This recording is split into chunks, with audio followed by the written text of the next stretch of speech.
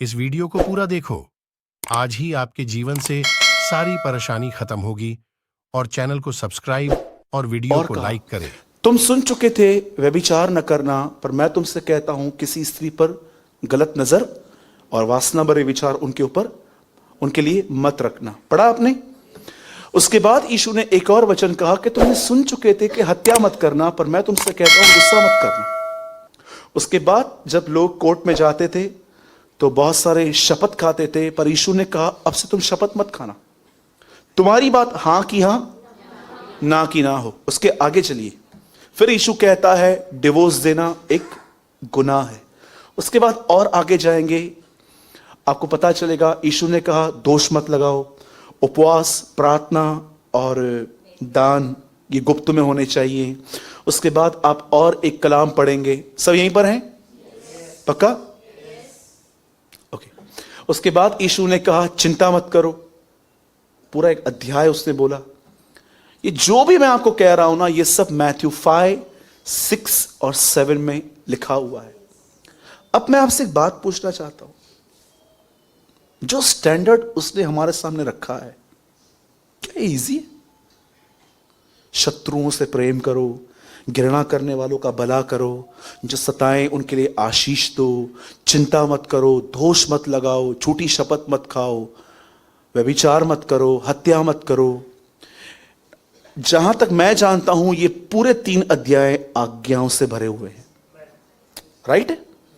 और इस पूरे 3 अध्याय को एक नाम जो दिया जाता है वो है सकरा मार्ग, नैरो गेट। और यीशु ने कहा बहुत लोग, इंग्लिश में ऐसा लिखा है many will understand, few will find. बहुत सारे लोग इसे समझेंगे कि हाँ हाँ बरोबर बोल रहे हो, लेकिन अंदर नहीं जा पाएंगे। क्यों नहीं जा पाएंगे?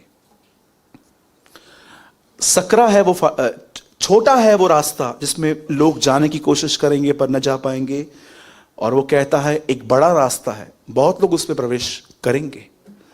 मैं आपको पूछना चाहता हूं, जब आप मत्ती 5, 6, 7, आप जानते हैं ना पुराने नियम की 10 आज्ञा भी पहाड़ से सुनाई गई थी, और अब नया नियम भी पहाड़ से नीचे उतरा।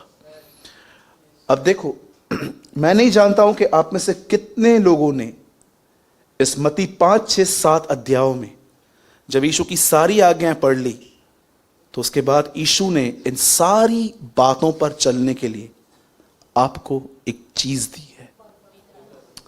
बदल लगाइए, मत्ती 7, 7 जोर से पढ़िए।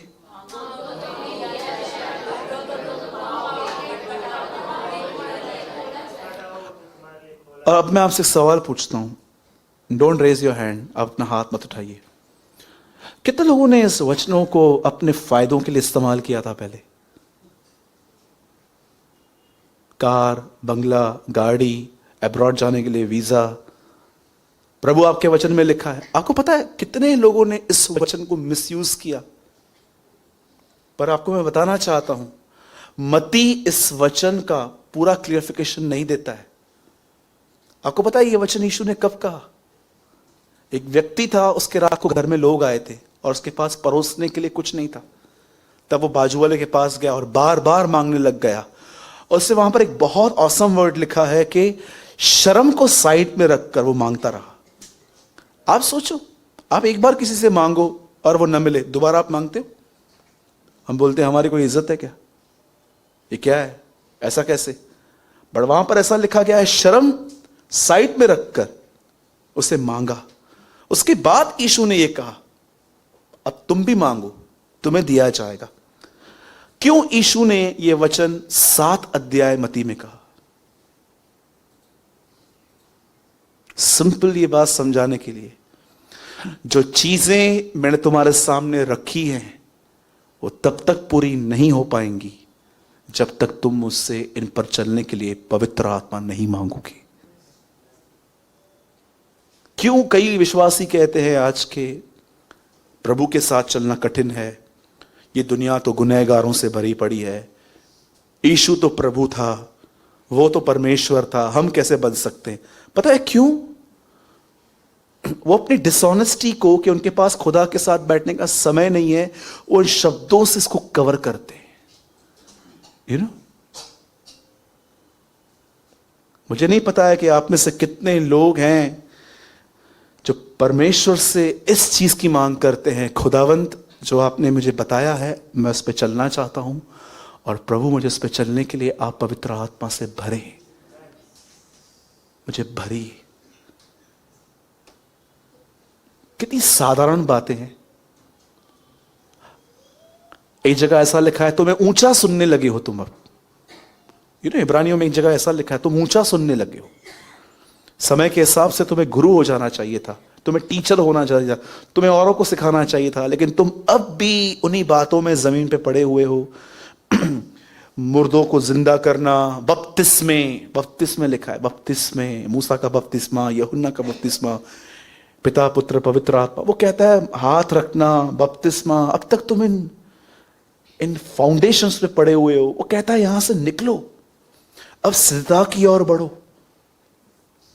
मैं यीशु मसीह के नाम से कहता हूं, शायद आप मेरी इस बात को कैसा ले रहे हैं मुझे नहीं पता है, लेकिन मैं आपको आज क्लियरली एक बात कहना चाहता हूं।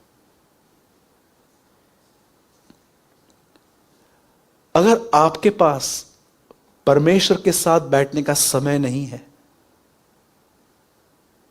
तो मैं आपको बताना चाहता हूं, आप कभी भी एक विजयी जीवन फील नहीं कर पाओगे कि वो जीना क्या होता है। ऑनेस्टली, अब हमेशा वैसे ही रहोगे, दूसरे आपको उत्साहित करें, बार बार काउंसलिंग मांगोगे, हर बार आप नीचे आके गिरोगे। पर अगर आप चाहते हो कि आप अपने मन, अपनी जुबान पर कंट्रोल हो आपका, आपको यह समझना पड़ेगा, यह एक डिवाइन प्रिंसिपल है। आज लोग बोलते हैं प्रभु आपका वचन कहता है मांगो तो तुम्हें दिया जाएगा। पूरी दुनिया की चीजें मांगते हैं। चलो मैं खिलाफ नहीं हूं उसके, कुछ चीजें हैं जो हमें चाहिए, खाना पीना, रोटी कपड़ा मकान हमें चाहिए, आप मांगो। पर क्या आप सही मायनों में वो मांगते हो जो परमेश्वर ने कहा है? पूछिए अपने आप से। थक नहीं गए हैं आप लड़ लड़के? कभी कभी आपको लगता नहीं है ब्रदर, मैं सच बोलूं, मैं एक्टिंग कर करके थक चुका हूं कि मैं खुश हूं, जबकि मैं नहीं हूं। आइए, कितने लोग मेरी बात को समझ रहे हैं? हां, जॉन 7:37 में लिखा है, वो कहता है यदि कोई प्यासा है तो मेरे पास आए। किस चीज का प्यासा? यदि कोई इस तरह जीने का प्यासा है तो मेरे पास आए। अगर सच में कोई मुझे देख रहा है कि मैं कैसा जीवन जीता हूं, तो वो कहता है यदि कोई इस तरह जीने का प्यासा है तो वो मेरे पास आए। आज मैं आपसे पूछना चाहता हूं, क्या आप ये जीवन पाने के लिए एक कीमत चुका रहे हैं? मैं ये बात बताना नहीं चाहता हूं, तो मैं टूटे हुए दिल से बता रहा हूं। मेरे घुटने काले हो गए, मेरे घुटने कभी कभी निर्बल हो जाते हैं, मैं कभी कभी चल नहीं पाता हूं। दुआ करने के बाद मैं कई बार ऐसे पैर पे से पैर फोल्ड करके आधा घंटा बैठा हुआ रहता हूं। क्यों करता हूं मैं दुआ? मैं आपको फिर से कहता हूं, मैं सिर्फ आपको उत्साहित करने के लिए कहना चाहता हूं। एक व्यक्ति थे जो बहुत साल पहले पंजाब में आए थे। ऐसा कहा जाता है कि जहां पर वो दुआ करते थे ना, वो टाइल्स काली हो चुकी थी पूरी। आप उन दिनों में याद करो, उन दिनों को आप जरा सिमरण करो कि जब आप खुदा के साथ किसी के बोलने पर नहीं, अपनी मर्जी से बैठते थे और आप उसकी उपस्थिति में एंजॉय करते थे। इतनी ताकत होती थी आपके अंदर पाप को ना कहने की, नहीं मैं ये नहीं करूंगा। But today you are a compromiser. कहां हैं आप? आई अर्ज यू, मैं आपसे विनती करता हूं, आई बेग यू, मैं आपको ऐसा कहता हूं, आज बहुत दिन खराब हैं। रेवलेशन अगर आप पढ़ेंगे, आप देखिए दुनिया की हालत। आपको पता है हम एक ऐसी दुनिया में रहते हैं जहां पर लड़के लड़कों से शादी कर रहे हैं, लड़कियां लड़कियों से मैरिज कर रही हैं। एक वुमेन के बारे में मैंने जाना इन दिनों में, उसके 3 बच्चे थे, तीनों का बाप अलग अलग था और शादी उसने एक से भी नहीं की थी। आप एक ऐसी दुनिया में रहते हैं, आप सोचिए जहां पर सिचुएशन बैड से वर्स्ट होती जा रही है। मैं आज आपके सामने अर्ज करता हूं, मैं आपसे विनती करता हूं, spend your time with Jesus. अपनी नींद से लड़िए, अपनी लेजीनेस से, अपने आप से लड़िए और अपने आप को खुदा के सामने ले जाइए। मैं प्रभु का एक छोटा सा दास होने के नाते कहता हूं, वो बड़ा दयालु है। वो आपको ज्यों का त्यों कर देगा, वो आपको लिफ्ट करेगा। आप वही व्यक्ति होंगे जो यह कहेंगे प्रेयर के पूरे होने के बाद, अय्यूब की तरह मेरा छुड़ाने वाला जिंदा है। My Redeemer lives. स्पेंड, अपने आप को लेके जाओ खुदा के सामने, अपनी फीलिंग से बाहर आओ। ये बाइबल आपको टीच करती है कि कैसे उस लिविंग पर्सन के साथ रहना है, उस जीवित व्यक्ति के साथ आपको कैसे जीना है। आज मैं आपसे विनती करता हूं, आज घर जाके प्लीज कोई प्रोग्राम देख के सो मत जाना। आज खुदा के साथ बैठना, उठाओ अपना बाइबल आज रात और बैठो और वापस उन हथियारों को लो अपने ऊपर और कमर बांधो अपनी। और मैं आपको एक बताना चाहता हूं, लिसन वेरी केयरफुली। शैतान आपको हमेशा गलत चीजों पर विश्वास करने के लिए प्रेरित करेगा। वो आपको हमेशा दिखाएगा तू वीक है, तू उठ नहीं पाएगा, तुझे बहुत स्ट्रगल करना पड़ेगा अब उठने के लिए। ऐ प्रेयर छोड़ इसको, कम ऑन आजा। इसकी गलत बातों पे ट्रस्ट मत कीजिए। मैं आपको कहना चाहता हूं, आप यीशु की संतान हैं, आप आज भी बलवान हैं उठने के लिए। अपना हाथ उठाइए, come on, lift your right hand. कहिए प्रभु मुझे वापस उठने में मदद कर, मेरा हाथ पकड़, मुझे उठा, क्योंकि आज भी मैं विश्वास करता हूं कि भले ही मैं तुझसे दूर हूं पर तू मेरे उतने ही करीब है। यीशु के नाम में आमीन। आइए, यीशु से बात की ना आपने, अब आप शैतान से बात करेंगे। बिलीव करो वो आपको देख रहा है। हाँ, आप देख रहे हो हमें। बिलीव कीजिए कि शैतान आपको इस समय देख रहा है। अब ऐसे कीजिए, नहीं डोंट वरी, फिंगर मत कीजिए। बोलिए सुनो, दुष्ट आत्माओं, बाजू वाले को तो नहीं बोल रहा ना। बोलिए शैतान अब तू मुझे और मूर्ख नहीं बना सकता। मैं परमेश्वर की संतान हूं, यीशु मेरा खुदा है, मैं अपनी बुलाहट को पूरी करूंगा यीशु के नाम में। आमीन। आइए प्रभु यीशु के लिए जोरदार ताली बजाएं।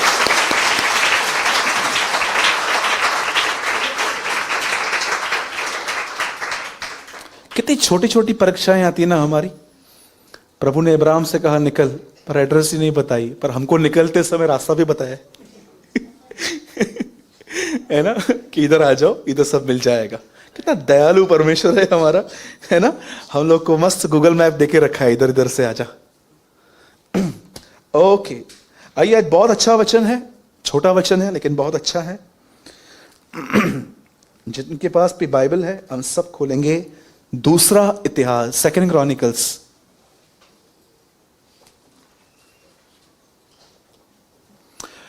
सेकंड क्रॉनिकल्स, दूसरा इतिहास और उसका 20वां अध्याय।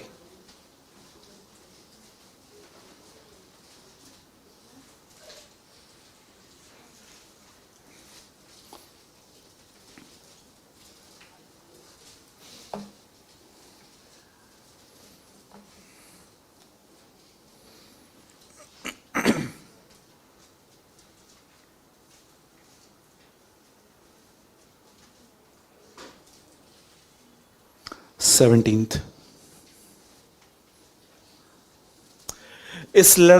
सबने खोल दिया? दूसरा इतिहास खोला सबने? ओके, ये उत्पत्ति के बाद आता है। ओके, थैंक यू लॉर्ड, सब पढ़ रहे हैं बाइबल। ओके, खोल लीजिए, हम रुकेंगे 15 मिनट, इसको ना मिले। पेज नंबर 542 मिल गया? तो देखो पेज थोड़े चिपके हुए रहेंगे आपके,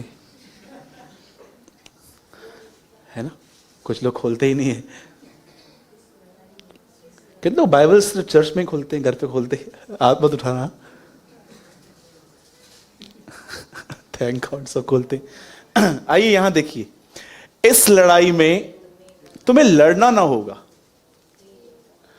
हे यहूदा और हे यरूशलेम, ठहरे रहना और खड़े रहकर परमेश्वर की ओर से अपना बचाव देखना। मत डरो और तुम्हारा मन कच्चा ना हो।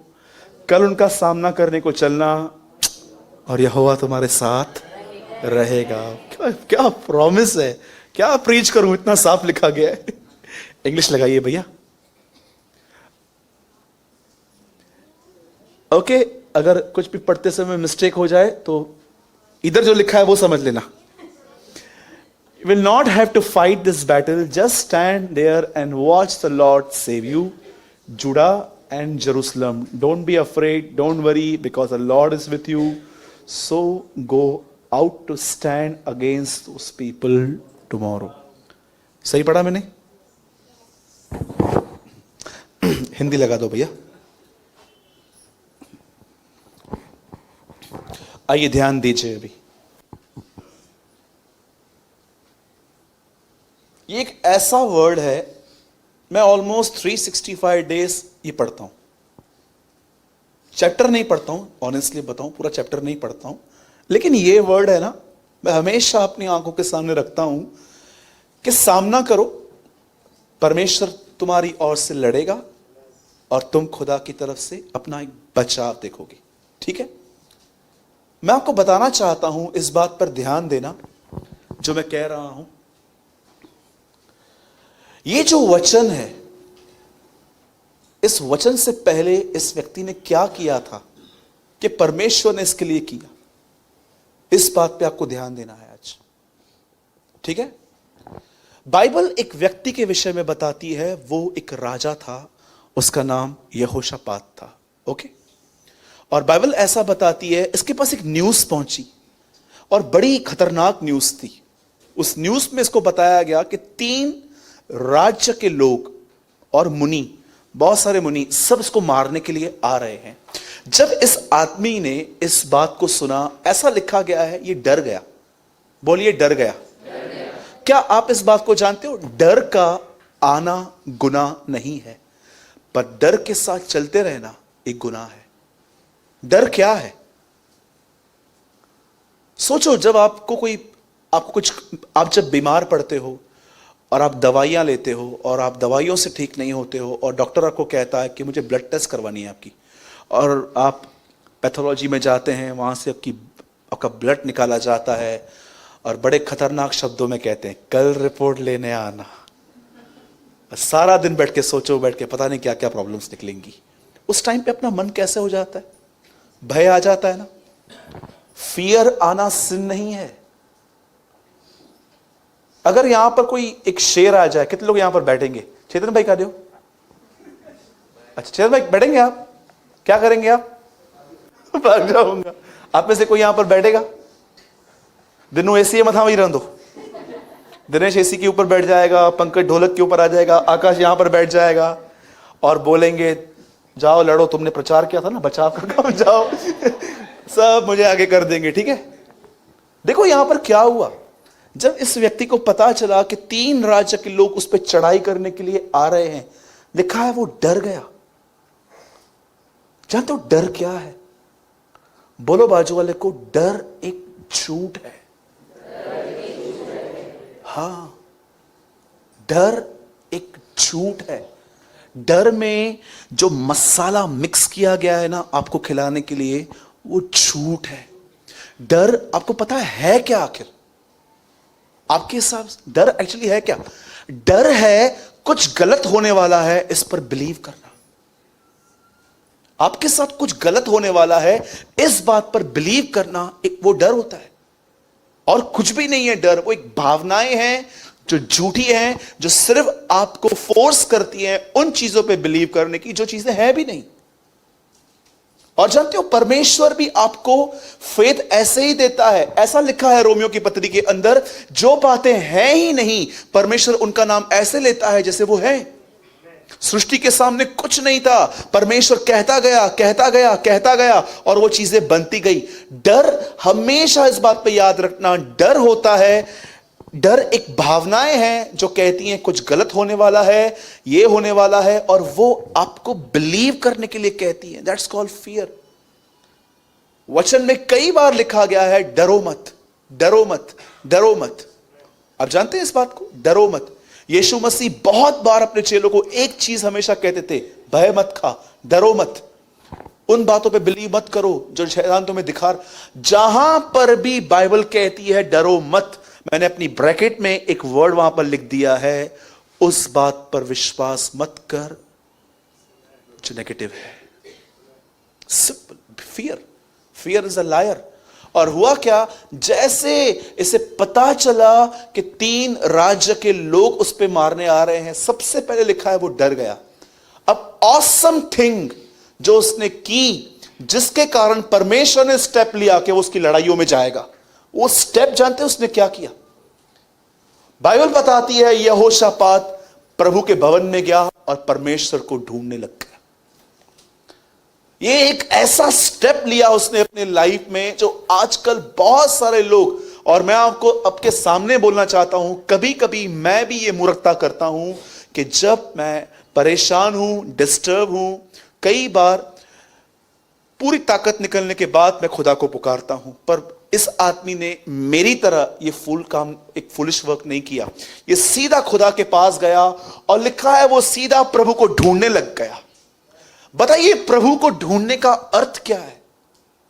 आप बहुत बार सुनोगे, seek the Lord, seek the Lord. इससे पहले जो हमने वचन पढ़ा उसकी आखिरी लाइन थी, ढूंढो तो तुम पाओगे, खटखटाओ तुम्हारे लिए खोला जाएगा। ढूंढो, सीक द लॉर्ड। जानते हो उसका मतलब क्या है? लिसन, यहोशापात डर से गिरा हुआ था और यहोशापात उस डर के अंदर अपनी नीड्स को पीछे की सीट पे रखकर परमेश्वर को ढूंढ रहा था, उसकी उपस्थिति ढूंढ रहा था, और वो ये खोज रहा था कि प्रभु मेरे सिचुएशन के लिए कोई वर्ड दे मुझे। आपको पता है परमेश्वर को ढूंढने का अर्थ क्या है? जिस चीज से आप डरते हो उस चीज के विषय में परमेश्वर से कुछ पाना, उसकी उपस्थिति में जाना, उसे सारी वो आप आराम से पढ़िए। यहोशापात ने पहले पहले प्रभु को अपनी रिक्वेस्ट नहीं बताई है। यहोशापात प्रभु की खोज में लग गया, उसकी उपस्थिति को ढूंढ रहा था, उसके वचन को ढूंढ रहा था कि प्रभु मुझसे कुछ बात करे इस विषय में, इस पर्टिकुलर विषय में, कि ये लोग हमें मारने के लिए आ रहे हैं। मैं आपसे पूछना चाहता हूं, आइए जितने भी लोग यहां पर हैं ध्यान दीजिए, जब भी आप अपने लाइफ में किसी हार्ड टाइम से गुजरते हैं या आप कभी कभी ऐसी हीट से गुजर रहे हैं जो हीट आपको जला रही है, क्या आप परमेश्वर को इसलिए ढूंढते हो कि वो आपकी सिचुएशन में आपके लिए कुछ वर्ड दे? इसका एक वर्ड मैं आपको बताना चाहता हूं। यीशु ने कहा, मनुष्य के परमेश्वर के मुंह से निकले गए वचन से वो जीवित रहेंगे। आज मैं इस वचन को पढ़ रहा था, मैं सोच रहा था यहोशापात पर्टिकुलर अपनी सिचुएशन में ढूंढ रहा था परमेश्वर को कि प्रभु मेरे इस सिचुएशन में मुझसे कुछ बात करे। और वो जैसे वो मंदिर में गया, उसे सीधा प्रभु से कहा, प्रभु क्या तेरे पास बल नहीं है? क्या तेरे पास शक्ति नहीं है? क्या तू वही नहीं है जिसने हमारे बाप दादाओं को मिस्र से निकाला? तू हमें यहां पर लेकर आया, और देख अब ये लोग हमें परेशान कर रहे हैं, पर इनके सामने हमारा बस तो नहीं चलता, पर हमारी आंखें तेरी ओर लगी रहेंगी। जैसे उसने ये बात कही, आपको पता है जैसे उसकी प्रेयर कंप्लीट हुई, इस प्रेयर के कंप्लीट होने के बाद एक व्यक्ति पर पवित्र आत्मा उतरा और उस आदमी ने यहोशापात को यह वचन कहा था। और वो उसके बाद कहता है, इस लड़ाई में तुम्हें लड़ना ना होगा।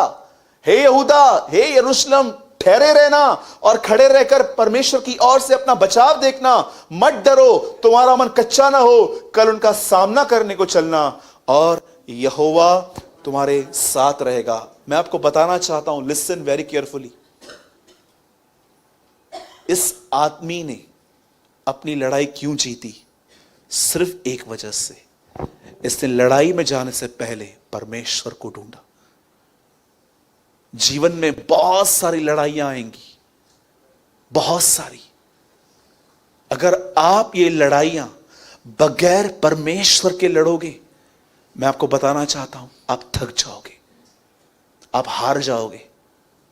लेकिन अगर आप ये लड़ाइयां परमेश्वर के साथ रहकर लड़ोगे, हर लड़ाई को आप देखोगे खुदा लड़ेगा, चाहे वो कोई भी हो। और मैं आपको बताऊं, सबसे कठिन काम क्या है? खुद को हराना। It's very difficult. अपने आप से लड़ना, दूसरे से लड़ना, मैं आपको सच कहता हूं इजी है, पर अपने आप को कई बार ये समझाना, नहीं सब ठीक हो जाएगा, नहीं सब ठीक हो जाएगा, ये कभी कभी अपने आप को समझाना आसान नहीं होता। It's very difficult. मैं आज आपसे पूछना चाहता हूं, आइए जितने भी लोग यहां पर हैं, कोई तो लड़ाई आपकी होती रहेगी। कोई बेचारा फाइनेंशियली इतना नीचे आ गया है कि वो अपने परिवार को ठीक से नहीं दे पा रहा है। कोई ऐसा व्यक्ति है जो बेचारा बीमार है, दवाइयां ठीक नहीं कर पा रही हैं। कोई ऐसा व्यक्ति यहां पर होगा जो व्यभिचार से लड़ रहा है, हर 3-4 दिन में व्यभिचार में गिरता है, वो माइंड में, आंखों के द्वारा, शारीरिक तौर से। या हो सकता है कि आप एक ऐसे व्यक्ति हो जो एक खतरनाक पास्ट है आपका, जो पास्ट आपको हमेशा डिम करके रखता है, हमेशा आपको दबा के रखता है कि क्या है तेरे साथ अनफेयर हुआ है, कब ठीक होगा, कुछ ठीक नहीं होगा, तेरी लाइफ ऐसे निकलने वाली है। मैं आपको कहना चाहता हूं, क्या आप इन लड़ाइयों में खुदा को ढूंढ रहे हो? यहोशापात एक बुद्धिमान राजा था, नो डाउट उसका एंड बहुत बुरा हुआ है। वो एक इज़राइल का एक सक्सेस किंग नहीं था आगे चल के, बट ये उसकी एक पॉइंट थी, ये उसकी एक चीज थी कि वो परमेश्वर को ढूंढ रहा था। आज मैं आपसे पूछना चाहता हूं, बताइए, मुर्दों में से जिंदा होने के बाद जब यीशु मरियम से मिला तो उससे मरियम से क्या कहा? हे मरियम, किसकी खोज में हो? किसको ढूंढ रहे हो तुम? ऐसा लिखा गया है एक जगह पे, तुम प्रधान और लोगों पर भरोसा मत करना क्योंकि उनमें उद्धार करने की ताकत नहीं है।